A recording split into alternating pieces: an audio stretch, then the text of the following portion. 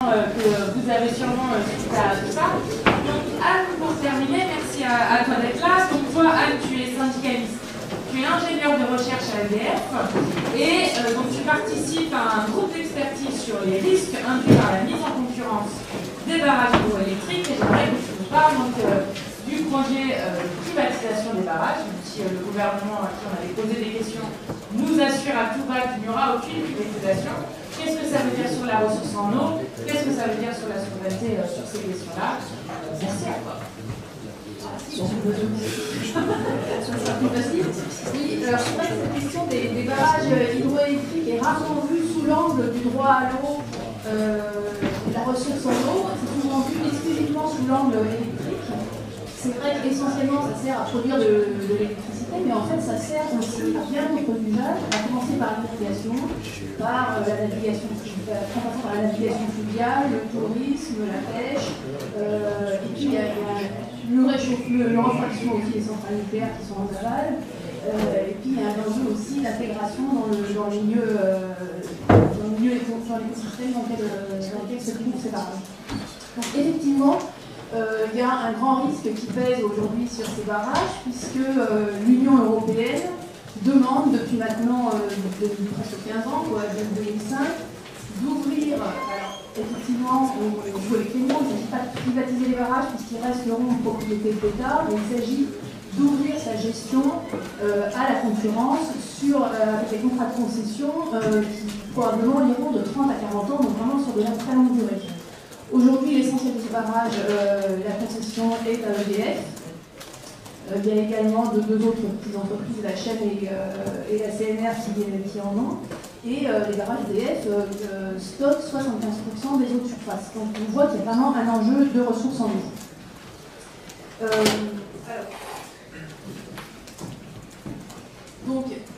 En fait, tout est prévu dans la loi aujourd'hui pour que les barrages puissent être ouverts dès demain. Il n'y a plus besoin de repasser par le Parlement. C'est un vrai danger qui est.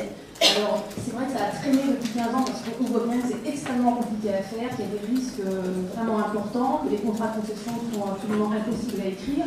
Mais là, on a un gouvernement qui est quand même particulièrement actif sur les privatisations, et puis on a une Commission européenne qui s'agite de plus en plus, qui multiplie les relances.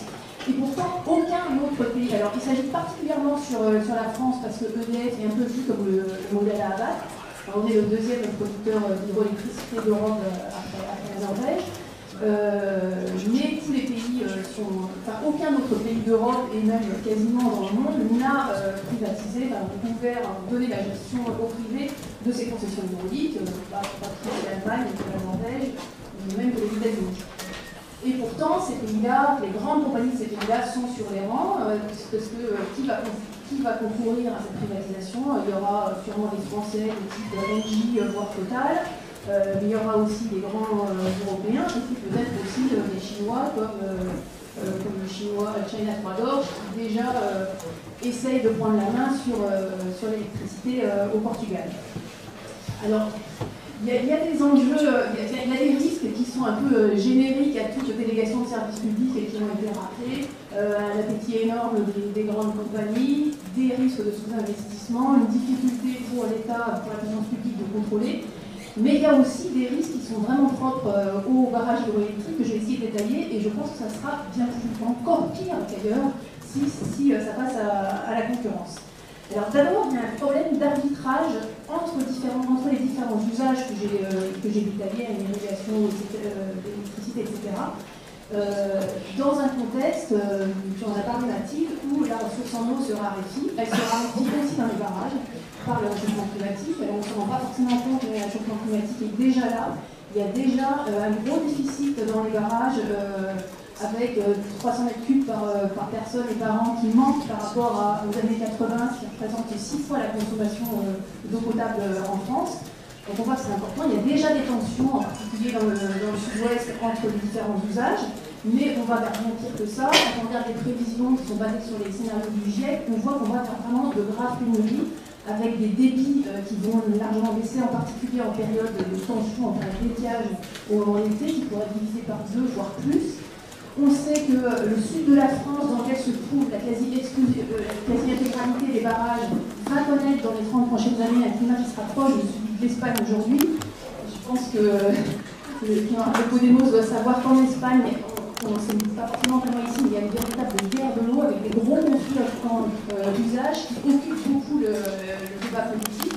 Et c'est vers ça qu'on va, mais on va même faire pire que ça, puisqu'en France, on a 6 fois moins de retenue d'eau qu'en Espagne. Donc on peut quand même être très inquiet là-dessus. Alors en plus, on voit bien que dans ce contexte très évolutif, ça va être absolument impossible d'écrire des cahiers des charges dans lesquels on aura tout prévu, toutes les contraintes qu'il faut. Et donc on va soit avoir, et dans le presque meilleur des cas, les grandes compagnies qui vont monnayer des contraintes qu'on va leur rajouter au fur et à mesure, et monnayer très cher, soit des conflits juridiques à l'infini. Ensuite, il y a un autre problème qui est propre au barrage, c'est celui de la sûreté des barrages. Donc c'est vrai que l'eau n'est pas forcément très peur comme ça à avoir, en fait c'est des énormes retenues d'eau. Je pense que vous devez savoir en tant que Lyonnais que ce barrage de Louvain venait à Rouen, ça toute la ville de Lyon et des dizaines d'agglomérations qui seraient sur les eaux. Pareil pour le barrage de Chambon, par exemple, au sud de Grenoble. Alors c'est vrai qu'en France, on n'a jamais connu d'accidents graves depuis 1959 avec le barrage de Malpasset. Par contre, dans le monde, on connaît des accidents régulièrement et en fait, on est devant un phénomène où ces accidents sont en très nette augmentation puisqu'au cours des 2 dernières années, il y a eu autant d'accidents que dans les 2 dernières décennies. Et bon, les causes sont multiples, mais c'est en particulier la pression économique accrue, le fait qu'on essaye de construire et d'exploiter au moindre coût, et le fait que les organismes publics ont du mal à contrôler. Alors, cette sûreté des barrages, elle est prise en charge en France de manière historique par EDF, qui du coup a acquis une compétence absolument unique dans le monde. C'est EDF qui a une compétence et un historique sur les barrages, puisqu'il a construit, l'entreprise a construit et exploite plus de 600 barrages depuis 70 ans, et ça en fait vraiment une référence mondiale. Et l'État s'appuie énormément sur EDF pour faire des études, faire évoluer la loi et les normes, et exploiter dans les meilleures conditions. Et donc on peut craindre, EDF participe par exemple, est souvent leader des sociétés savantes dans le monde sur cette question et fait vraiment référence. Donc avec une répartition entre plusieurs opérateurs des différents barrages, on voit bien qu'il va y avoir une dispersion des savoir-faire, une parcellisation de la connaissance, des données historiques qui vont être morcelées, qui vont devenir extrêmement confidentielles, comme on le voit dans d'autres secteurs, comme l'éolien, une plus grande difficulté à avoir des équipes de recherche, des équipes d'ingénierie à la pointe, et donc ça va dégrader les conditions de sûreté. Et puis la concurrence économique, comme souvent, mais ça va avoir une nécessité de rentabilité à court terme qui évidemment est assez contradictoire avec des objectifs de sûreté, surtout qu'il s'agit de se couvrir contre des risques, EDF contre ces barrages contre des risques centenaires, voire millénaires. On voit bien que les entreprises privées qui ont des contrats sur 30 ou 40 ans vont avoir du mal à assurer ce type de risque. Et puis, on l'entend, c'est vrai partout, quand il y a des délégations scientifiques de privées, en général, ça produit du sous-investissement, et ça, c'est évidemment inquiétant pour cette question de sécurité. L'autre point, c'est évidemment le point de vue du système électrique. J'aurais pu commencer par là, parce que c'est en général ce qui vient en premier. Moi, il me semble qu'il y a d'autres enjeux, c'est pour ça que j'ai voulu insister dessus. L'hydroélectricité représente à peu près 12% de la production électrique française, mais c'est la première source d'énergie renouvelable aujourd'hui, c'est du 2 tiers de l'énergie renouvelable, et puis c'est l'essentiel de l'énergie stockable. C'est pratiquement la seule énergie stockable sous forme d'eau, c'est 99% de l'énergie stockable. Alors on peut toujours penser qu'il faut se développer des batteries, et ça va poser des problèmes environnementaux, et donc ça restera essentiel. Et en plus, l'électricité produite par les barrages a une spécificité, c'est qu'elle est extrêmement flexible. On peut démarrer une centrale en quelques secondes, on peut l'arrêter, la faire moduler, et ces caractéristiques-là en font lui donne un rôle vraiment essentiel dans la stabilité du système électrique, puisque le système électrique c'est quelque chose de très compliqué à gérer, puisqu'il faut qu'à tout instant, la consommation soit exactement égale à la production, sinon on risque le blackout en quelques secondes. Donc il y a vraiment un rôle très très important de l'électricité déjà aujourd'hui, et quand au fur et à mesure qu'on va intégrer des énergies comme l'éolien et le solaire, qu'on dit qu'il y a un temps plus variable, en tout cas qu'on ne peut pas piloter, ça va devenir encore plus important d'avoir ce moyen de vérité. Alors ça la rend extrêmement précieuse, cette énergie hydroélectrique, mais en même temps, ça la rend extrêmement compliquée à gérer. Alors déjà, le système électrique est très complexe à gérer, et fait appel à des programmes mathématiques vraiment très lourds pour assurer cet équilibre dans un contexte où il y a plein de paramètres, plein d'aléas, parce que ça dépend de la température, des pannes, etc., avec des contraintes multiples, mais l'hydroélectricité est la partie de loin la plus dure à gérer dans ces programmes, parce qu'il faut gérer un stock d'eau sur une année avec ces aléas, avec des contraintes qui sont multiples, en particulier sur l'hydraulique, parce qu'il y a justement ce multi-usage de l'eau. Et la question, c'est est-ce qu'un marché, avec des acteurs politiques, pourrait optimiser aussi bien, donc quand on dit optimiser, c'est-à-dire essayer de produire l'électricité au moindre coût qui respecte toutes ces contraintes dans les meilleures conditions de sécurité, et en produisant le moins de CO2, le moins d'énergie thermique. Est-ce que le marché serait capable de faire ça? Certaines théories économiques disent que le marché simule fait fonctionner de manière parfaite, mais dans le domaine de l'électricité, qui est un domaine de réseau, là, il y a un consensus scientifique, on peut démontrer mathématiquement, si on éclate entre plusieurs acteurs, et en particulier la partie hydraulique, ça va désoptimiser le système, ça veut dire que le coût de production de l'électricité va être plus important. On peut le démontrer. Alors,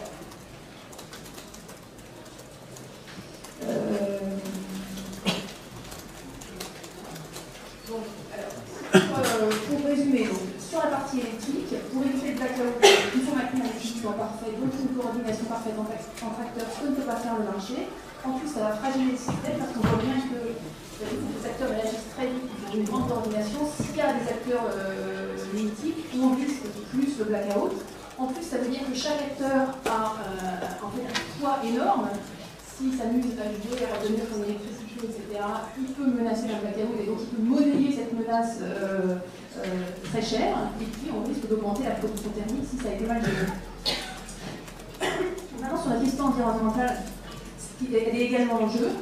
Donc, puisque les barrages, évidemment, ont un impact sur le milieu aquatique en aval et éventuellement sur l'hiver. Et donc, EDF est encore, dans combien de temps, une entreprise qui se permet d'avoir des équipes de recherche et d'ingénierie importantes, de mener des études pointues sur tout un tas de domaines, par exemple sur à quel moment il faut turbiner pour permettre la dévalaison des anguilles, sur comment l'évêque d'altitude joue un rôle pour être des sentinelles du changement climatique, quels sont les phénomènes de tempête de sable qui peuvent gêner, comment se déposent les sédiments, etc. Ça, on voit bien que si c'est éclaté entre plein d'acteurs privatisés, ces études ne pourront pas être menées, donc ça va avoir un impact à la fois en matière environnementale, mais également en matière de survie. Donc je viens par la question économique, puisque en fait, c'est pas forcément la plus importante, même si elle l'est, mais en tout cas, c'est la seule qui est avancée pour justifier cette ouverture à la concurrence, d'ailleurs de manière très vite, en disant ça va favoriser l'investissement et ça va être moins cher. Franchement, assurer des choses comme ça, alors évidemment rien n'est démontré. Nous, on nous demande une chose, c'est qu'il y ait une étude économique qui prouve ça, parce que toutes les études qu'on a, nous, prouvent exactement le contraire, et puis aussi tous les retours d'expérience, des délégations de services publics, vous en avez parlé en eau, sur l'eau, on pourrait aussi parler des autoroutes très récemment, où tout le monde sait que ça a augmenté les coûts. Donc, les coûts en matière d'hydroélectricité vont largement augmenter, d'abord par cette optimisation du système dans la gestion à court terme, mais aussi parce que c'est un secteur très capitalistique, c'est-à-dire que c'est l'essentiel des coûts de l'hydraulique, en fait, ce sont des investissements sur le très long terme. Donc, les coûts dépendent énormément du taux de rentabilité qui est exigé sur les investissements. Ce taux de rentabilité, évidemment, il n'est pas le même pour un organisme public. On voit qu'il pourra se financer par un livret de développement durable qui est plus de 1% aujourd'hui, ou par les acteurs privés, où les taux de marché sont plutôt autour de 9-10%. Et il y a une étude de l'Agence internationale de l'énergie, donc qui fait référence dans le domaine, qui dit que si on entre un taux de rentabilité exigé pour les investissements de 30% et un taux de rentabilité de 10%, sur cet unique facteur, ça multiplie par 3 le prix de l'électricité produite. Juste là-dessus. Sans même parler de la question de la désoptimisation à court terme, sans même parler qu'il va y avoir des jeux d'acteurs qui vont s'amuser à faire monter les prix, faire baisser les prix en menaçant d'un blackout, sans même parler du fait qu'on va dupliquer des études, des équipes de recherche, qu'on va dupliquer les systèmes d'information, qu'on va faire des contrats absolument invraisemblables avec des équipes juridiques en face, d'abord qui seront impossibles à faire, mais en plus qui vont coûter très cher en structure, qu'on va mettre en place des mécanismes de marché incompréhensible aussi, extrêmement complexe pour faire vivre ça. Donc, bien sûr, il va y avoir des surcoûts vraiment très importants. Mais encore une fois, ce n'est pas le seul problème. Et l'eau, l'hydroélectricité est aujourd'hui une des énergies les moins chères, à produire, en plus d'être une énergie non polluante. On va vraiment là passer une rente privée, les barrages sont amortis pour la plupart, c'est un pour la plus qu'on demande. Il ne s'agit pas de défendre la position d'EDF contre nos entreprises, mais simplement de demander à ce que ces barrages hydroélectriques soient considérés comme un bien public, enfin l'eau de ces barrages et ces barrages, et que ce soit un organisme public intégré qui les gère, sous contrôle citoyen, pour garantir l'intérêt général, pour garantir la sûreté, pour garantir le nettoyage de l'environnement, la transition énergétique au moindre coût. Et en plus, un dernier point que je n'ai pas mentionné, c'est qu'il y a derrière aussi une extrême indépendance énergétique, parce que remettre ces barrages à des groupes internationaux, ça pose aussi cette question. Merci beaucoup.